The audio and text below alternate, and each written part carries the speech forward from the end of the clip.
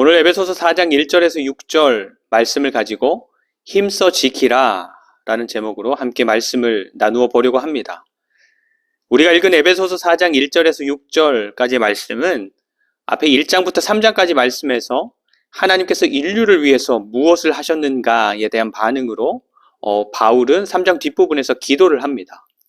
하나님께서 인류를 향한 계획을 가지셨고 그 계획을 예수님 안에서 이루셨고 우리들 가운데에서 지금도 일하고 계시는데, 그래서 바울은 에베소 교회를 비롯해서 예수 그리스도를 믿어서 그 믿음으로 살아가는 하나님의 사람들이 어떤 환경에서도 영적으로 강건해져서 주님 되신 예수 그리스도의 통치를 받으면서 사랑 가운데에서 자라가고 그 사랑을 알고 누리고 하나님의 모든 충만하신 것으로 그 삶이 충만하게 되기를 기도했습니다.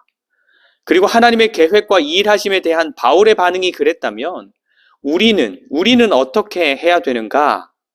이제 4장에서 우리가 부르심을 받은 일에 합당하게 행하는 것, 그러니까 하나님의 자녀로서 균형을 가지고 부르심을 받은 사람들처럼 그 부르심에 어울리게 살아가야 하는데, 먼저는 하나님의 자녀라면 어떤 누구라도 어떤 환경에서도 놓치지 말아야 할 삶의 방향, 삶의 모습이 있는데 그 세 가지를 가르쳐 줍니다. 첫 번째는 2절에서 겸손하고 온유해야 하고, 두 번째는 2절 뒷부분에 오래 참음으로 사랑 가운데서 서로 용납해야 하고, 세 번째는 3절에서 평안에 매는 줄로 성령이 하나 되게 하신 것을 힘써 지켜야 한다라는 것이었습니다.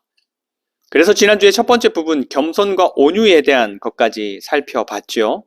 하나님께서 우리를 부르신 일에 어울리게 합당하게 살아간다는 것은 겸손, 다른 사람 아래에 선다는 것이고, 온유, 하나님을 믿고 의지하기에 주어지는 상황들을 그대로 받아들이는 그런 삶의 방향을 가진다라는 것이죠. 비록 그것이 당시 헬라 로마 문화에서는 나약한 성품을 가진 사람들로 평가되는 것이었기 때문에 버려야 할 기질이고 성품이었다라고 할지라도 하나님께서는 겸손함과 온유함을 가지라라고 요구하셨습니다. 왜냐하면 그런 성품이야말로 공동체 되게 하고 가정을 살리고 일터를 세우고 사회를 더 건강하게 바꾸어가는 정말로 예수님 같은 삶, 나를 죽여서 다른 사람을 살리고 나를 죽여서 다른 사람을 세우고 나를 죽여서 공동체를 살게 하는 그런 덕목들이기 때문이었습니다. 오늘은 2절 후반부부터 다시 정리해 가면 좋겠는데, 2절 후반부는 이렇게 말씀을 하죠. 4장 2절 후반부입니다. 오래 참음으로 사랑 가운데서 서로 용납하고. 우리가 잘 알지만 함께 하는 사람들이 서로 용납하는 것은 정말로 가정을 가정되게 하고 공동체를 하나 되게 하는 데 있어서 정말로 중요한 그런 삶의 방향입니다. 근데 이게 쉽지 않죠. 서로 용납하는 것. 사람들마다 가진, 그러니까 뭔가를 좋아하고 싫어하고 이런 성향들이 다르고 또 각자가 가진 기준이 다르기 때문에 어떤 사람들은 나하고 정말로 잘 맞기도 하고 나한테 도움이 되기도 하고 내가 대하기 편해서 좀 가까이에 함께 있으면 좋겠다라고 그렇게 여겨지는 사람이 있는가 하면, 어떤 사람은 같이 뭘 하기만 하면 안 맞아요. 그래서 마음이 상하기도 하고 그게 심해지면 싸우기도 하고 그래서 그런지 함께 해 나간 일의 성과도 좀 제대로 얻지 못하는 그런 사람들도 있는 것입니다. 근데 이렇게 잘 맞지 않는 사람이 그냥 한번 스쳐 지나가는 인연이라면 별로 신경 쓰지 않아도 되겠지만, 계속 봐야 하는 사람, 예를 들어 가족이고 옆에 있는 이웃이고 동료이고 교회 식구라면, 그래서 함께 더불어 살아가야 하는 사람이라면 고민할 필요가 없겠죠. 어찌 되었든 받아들이고 껴안아야 하는 것입니다. 근데 그러기 위해서 가장 중요한 것은 우선은 마음에 안 드는 그 사람, 나랑 잘 맞지 않는 그 사람이 정말로 아직 무엇을 위해서인지는 모르지만 하나님께서 내 옆에 두신 사람이라는 것을, 그 사실을 받아들이는 것이 중요합니다. 사실 그런 생각, 그런 전제가 없으면 그 사람을 계속 어떻게 해요? 피하겠죠.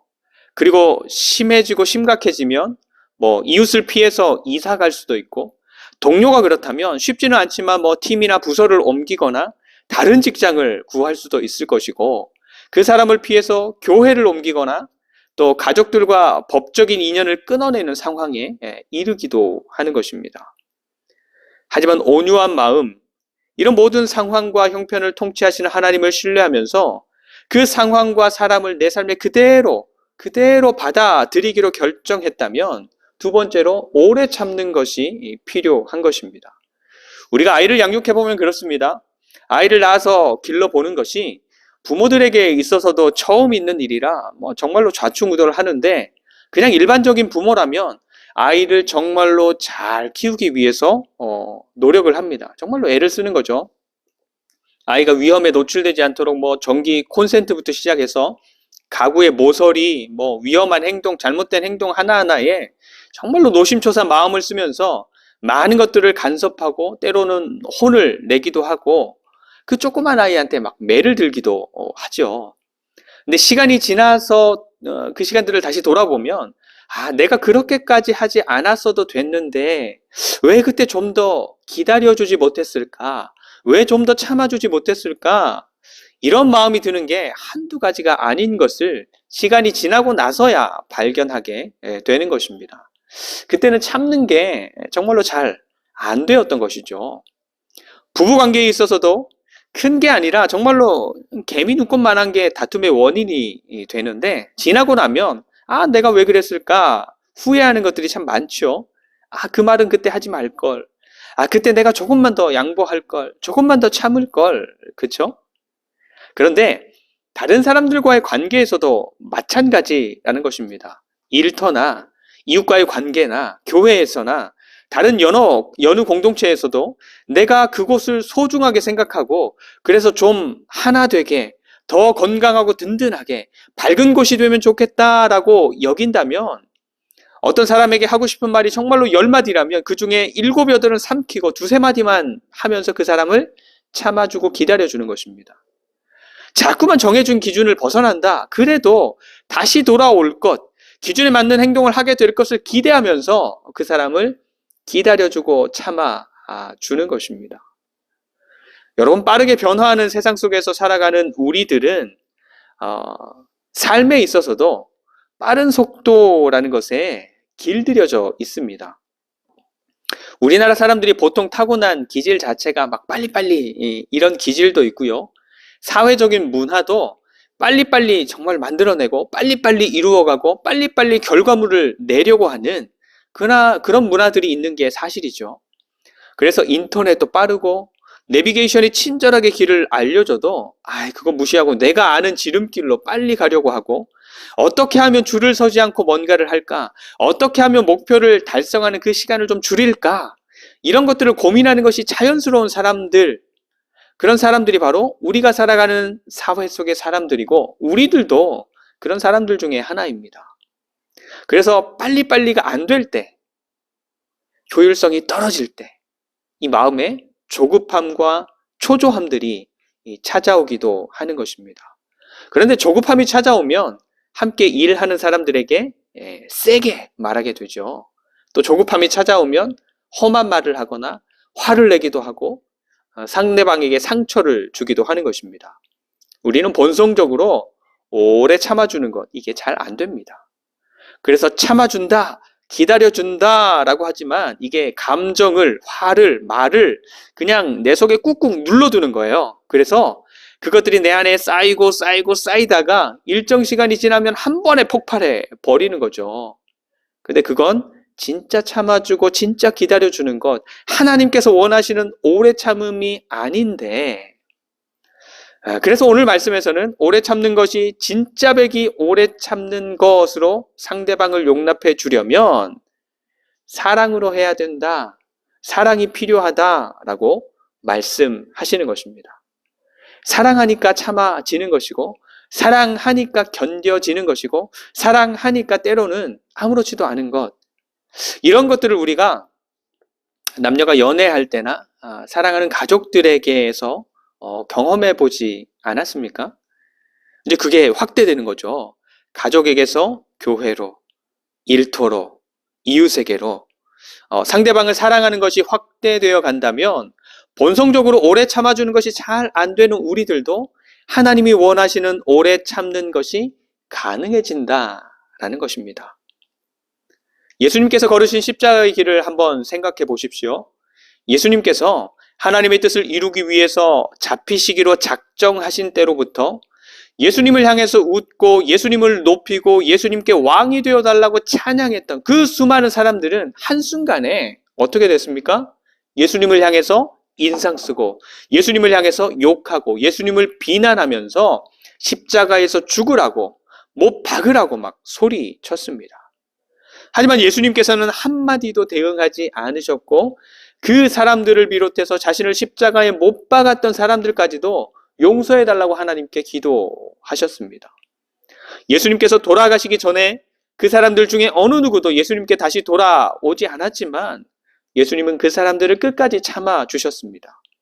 심지어 예수님의 수제자였던 베드로도 예수님을 3번씩이나 부인했지만 끝까지 참아주셨습니다.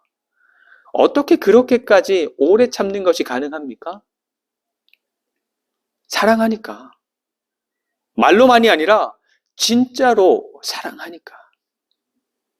그렇기 때문에 우리에게는 본질적으로 없는 그 사랑을 하나님 앞에서 구해야 하는 것입니다. 그 사랑이 아니면 하나님께서 원하시는 대로 옆에 있는 상대방을 용납할 수 없고요. 그 사랑으로 하지 않으면 하나님께서 원하시는 대로 옆에 있는 상대방을 용납하기 위해서 오래 참아낼 수 없는 것입니다. 그런데 여기에서도 우리가 한 가지 기억해야 할 것은 사람들은 다 다르잖아요.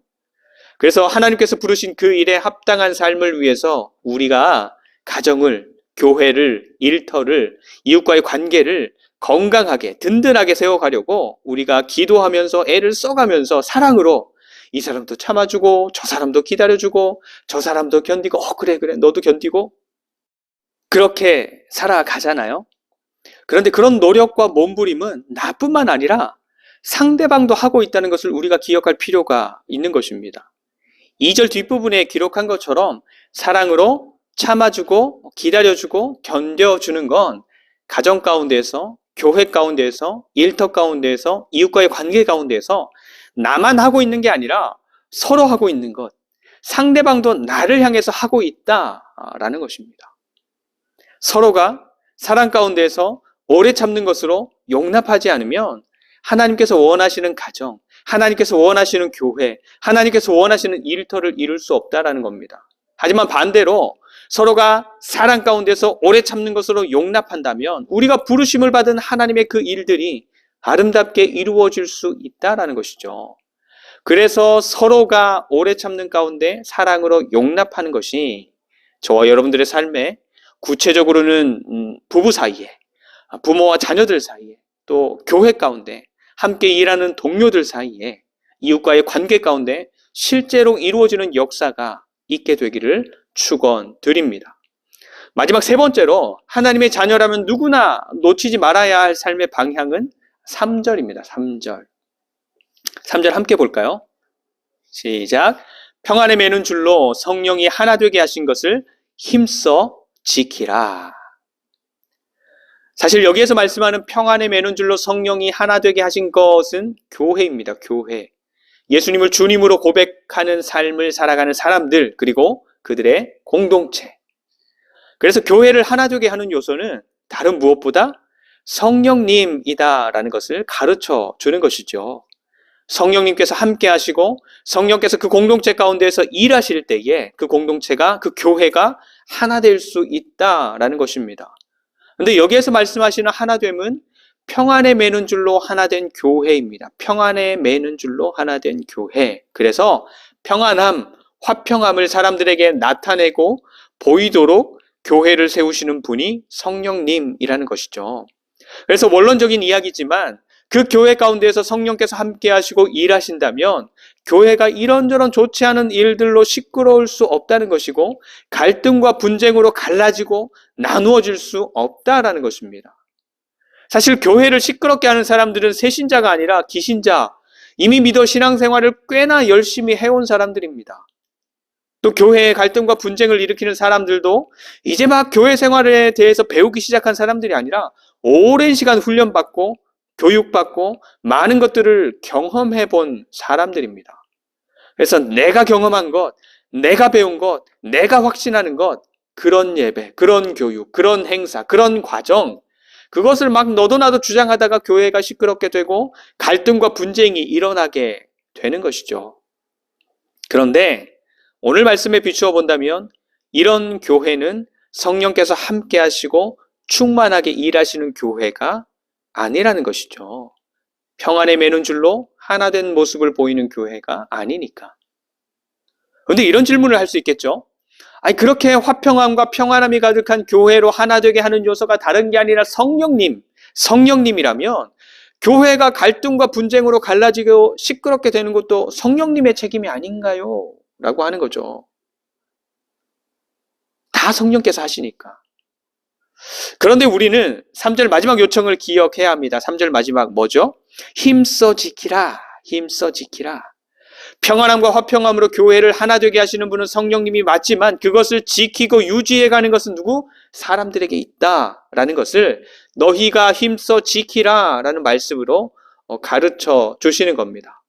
관심을 기울이고 사랑으로 용납하고 오래 참아주고 존중하는 마음으로 상대방 아래에 서고 주어진 상황들을 잘 받아들이고 이런 것들이 전부 우리의 실력으로 될 수 있는 건 아니지만 하나님께서 원하시는 방향을 따라서 우리의 생각과 마음과 삶을 움직여 가는 것입니다.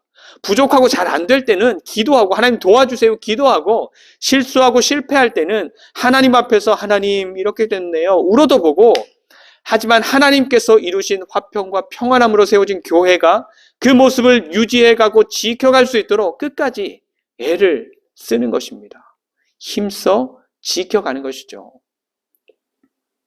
근데 한 발 더 나가서 우리들 한 사람 한 사람도 교회잖아요. 그래서 우리가 부름받은 우리의 삶의 자리, 거기가 뭐 가정이 될 수도 있고 일터가 될 수도 있고 다른 삶의 현장들이 될 수도 있겠지만 우리가 살아가는 그 삶의 현장이 우리 안에 함께 하시는 성령님으로 말미암아 평안할 수 있도록 또 화평할 수 있도록 힘쓰는 삶을 살아가야 하는 것, 그것이 바로 하나님의 자녀로 부르신 부름에 어울리게 살아가는, 합당하게 살아가는 우리의 삶의 방향이 되는 것입니다. 그러면 우리는 왜 그렇게 평안함으로 하나 되는 것을 위해서 몸부림치면서 살아가야 하나? 되게 하시는 분도 성령님이시고 뭔가를 이루시는 분도 성령님이신데 그냥 알아서 하시면 되는데 왜 우리가 그렇게도 하나님께서 원하시는 모습을 위해서 또 그것을 지키고 유지하기 위해서 힘써야 하나? 그 이유가 바로 이어지는 4절, 5절, 6절 말씀입니다. 4절, 5절, 6절 한번 읽어보겠습니다. 몸이 하나요 성령도 한 분이시니 이와 같이 너희가 부르심의 한 소망 안에서 부르심을 받았느니라. 주도 한 분이시요 믿음도 하나요 세례도 하나요 하나님도 한 분이시니 곧 만유의 아버지시라. 만유 위에 계시고 만유를 통일하시고 만유 가운데 계시도다. 아멘. 그냥 쉽게 한마디로 요약하면 하나님 때문이에요. 하나님 때문에.